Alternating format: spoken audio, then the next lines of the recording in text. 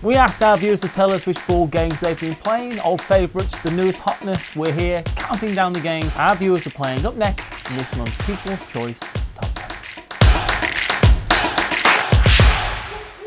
Hello, I'm Matthew, and first on our list is Shogun no Katana, a strategic Euro game that will transport you to the magical atmosphere of feudal Japan. Use your workers to produce swords for the powerful local daimyo, collect resources to improve your craft, and request your artist to create breathtaking decorations. Worker placement game, right? But the extra bit is that all your swords are in this forge, and where you move them around on your board says what ingredients you can add to the recipe that makes the sword, the contract that makes the sword. But you don't want your swords in the forge to clash with each other because they won't get the resources it looked like it would break my brain. And I think a lot of people got this off Kickstarter recently and are pretty excited about it. Viewer Jamie H has been playing this and says absolutely amazing puzzle of a game, tight gameplay with a new to me mechanism for maneuvering swords through your personal forge board. Love it so much. Something else that's exciting, to me at least, is that this episode was made possible in part by Apex Legends, the board game from Glass Cannon Unplugged, running right now on Kickstarter. Apex Legends, the board game, is a highly competitive, intensely tactical team versus team miniatures game of 60 to 90 minute scenarios for 2 to 4 players. Designed with the look and feel of its video game counterpart, Apex Legends takes place in Kings Canyon, where each player takes on the role of a unique legend. Team by team, characters activate, outmaneuvering their enemies in the heart of the battle and creating unpredictable, unforgettable moments. Victory will require tactical thinking and securing key positions on the map, snatching up valuable loot seconds before another player, or even shielding a teammate just in time to save them from oblivion. Follow the link in this video's description to find the Kickstarter for Apex Legends, the board game, to back it now, because action and adventure await. The next game on our list, for some reason, is The Creature That Ate Sheboygan, a game where custom-created mega monsters wreak havoc across the city and into your heart. First, design a monster such as Godzilla, Mothra, a really big slug, a slightly smaller yet equally as dangerous slug, etc., and then try to destroy as much of Sheboygan as possible. It's your opponent's mission to scramble the civilians out the way, then send in the police in an attempt to stop your rampage and eventually add in the army. It's a city-stomping good time. Viewer Stephen Waffles confesses being from Sheboygan. Am I saying that right? There might be a little bias, but it's a fabulous game. I looked this game up because it wasn't something that was fresh in my mind, considering it's from 1979, I think. First part of the game is sorting out what your team is going to be, what monster you create, what special powers you get. There's certain limitations to it, and your opponent has to do the same.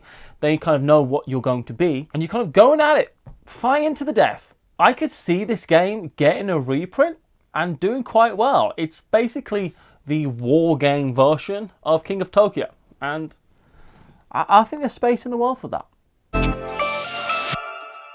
Another game seeing table time recently is Namiji, which features gameplay similar to the game Tokaido, both of which are published by Funforge. In both games, players advance down a linear track of spaces as they take actions, and the player who is currently last on the track takes the next turn, so players must choose whether to advance slowly in order to get more turns, or travel more rapidly to beat other players to their desired action spaces. And as such, the gameplay can be seen as either a zen, calm experience or a frantic nightmare, depending how you want to play. President E says it's just like Tokaido in the good ways, and I don't have to worry about running out of money to boat. And then this says insert good fishing pun here, and I don't know if that's Chaz that said that or if that's Preston that said that, and I refuse. I refuse to do that. From my understanding, Namiji is very similar to Tokaido, but you're doing the same type of thing, but in a different kind of way. You're still moving down the track and trying to set collect instead of panoramas. You've got these different big fish you want to see. A dolphin, that's not a big fish. An octopus and a whale. And there's slightly more luck in this version, but the gameplay is apparently quick and light and breezy. It's something I'd like to try. And now let's explore the game Valbara, in which various tribes explore uncharted lands in order to establish fruitful villages. This is a game of skill, because all players have the same deck of 12 cards representing the members of their tribe. Each turn, players choose a card and they're making the key decision between playing for power or for speed, and that requires some tactical thinking and some good timing. After 8 rounds, a 9th round is played, because that's how games work, and then the winner unites the tribes of their continent under their banner. Viewer Luke P has been playing this game on Board Game Arena. Does Board Game Arena qualify as tabletop games we've been playing? I'm going to say yes, mostly because I've already come this far and don't want to re-record anything. Luke describes the game as having gorgeous art, fun on Board Game Arena, intriguing gameplay. I like this game.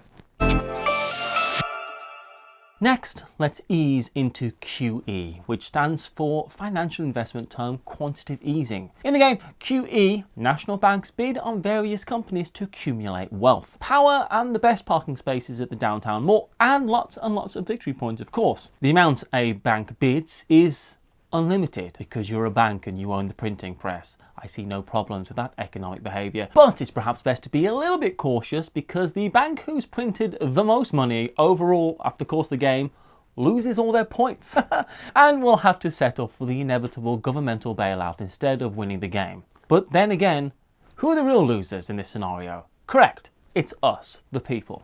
Viewer Squishy Link states, this has become my new auction game. The commodities expansion really changes things up to keep the game fresh.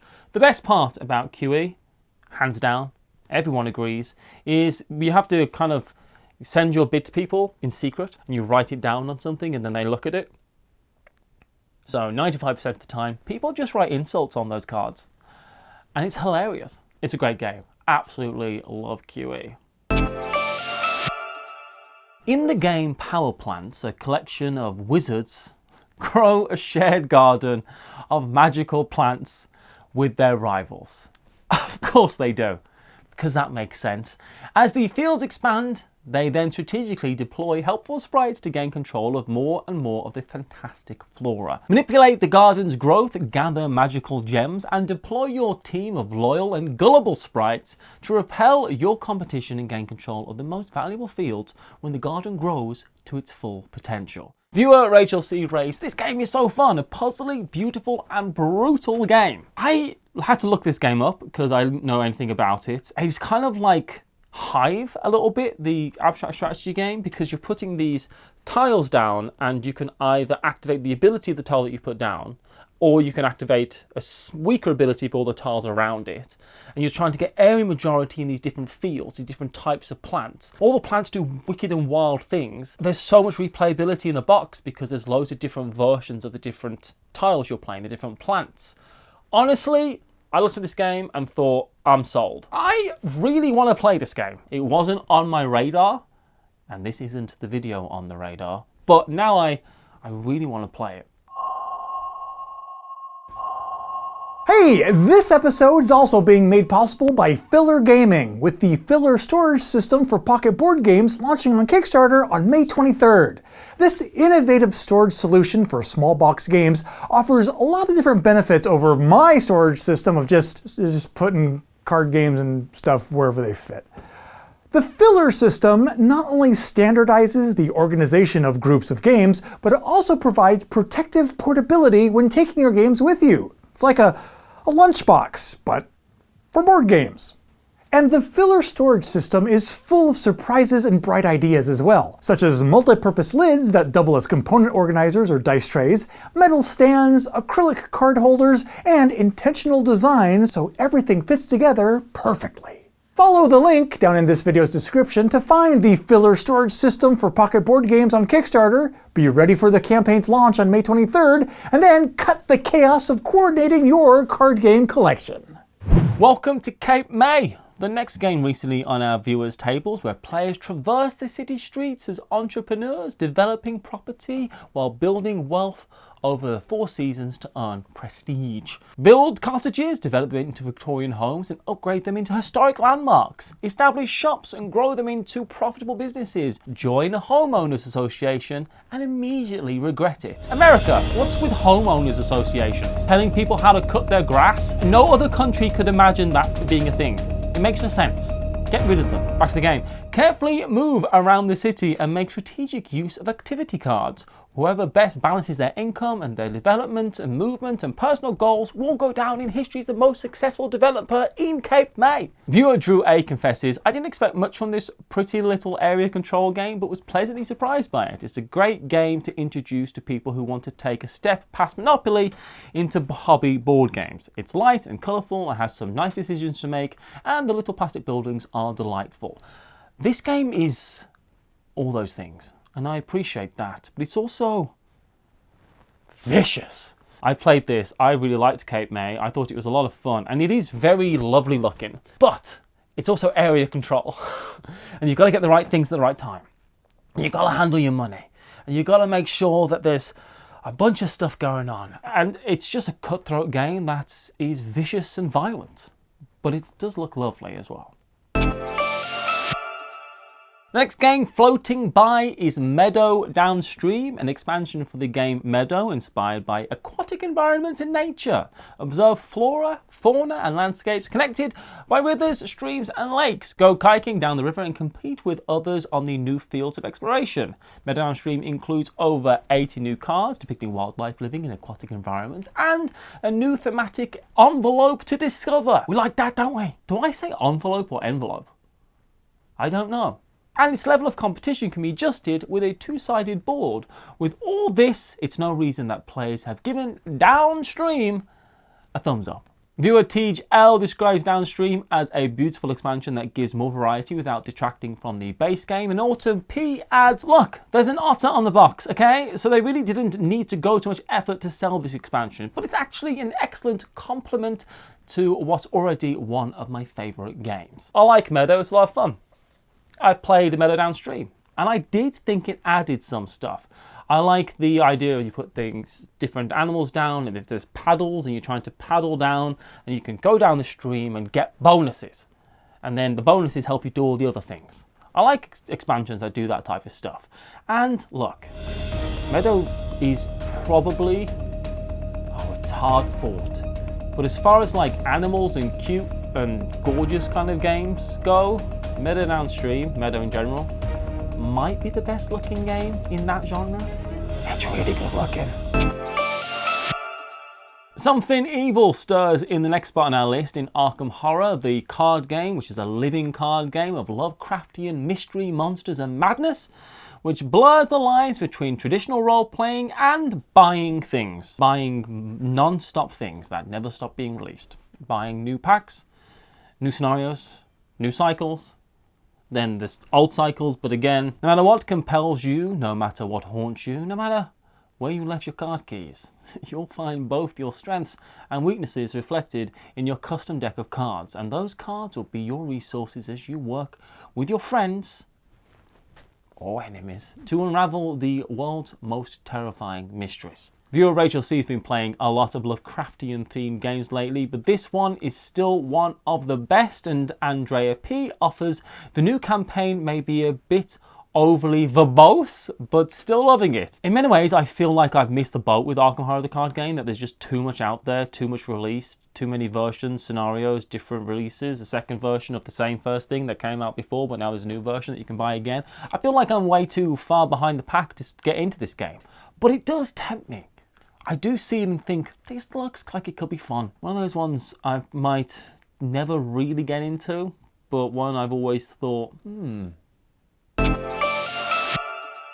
the game appearing in the most playtime reports this period is Scythe, an engine building game set in an alternate history 1920s timeline, in a world of farming and war, broken hearts and rusted gears, innovation and valour. In Scythe, each player represents a character from one of 5 factions of Eastern Europe who are attempting to earn their fortune and claim their faction stake in the land around the mysterious factory. Players conquer territory, enlist new recruits, reap resources, gain villagers, build structures and activate monstrous mechs.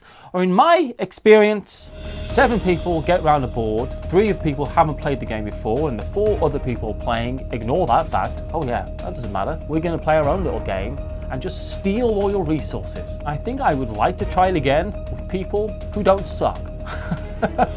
Viewer Carlos D informs us, I'd only played this online until recently, but the components are absolutely fantastic. The player board is so well designed with little indents for each movable part. I feel like this game is one where the production quality really enhances the experience. And Colin P fumes, I got smoked by my friends that own this game but still want to play so I can get on their level. I feel like Colin P had a similar experience to me. And that's a sampling of what our viewers have been playing this month. To join the discussion for next episode, follow the link in this video's description to our Patreon to find out how to pick the games featured in the People's Choice and to see the games on our own personal radars. Continue on to this month's On the Radar episode. Hey, thank you ever so much for watching, and we'll see you over there.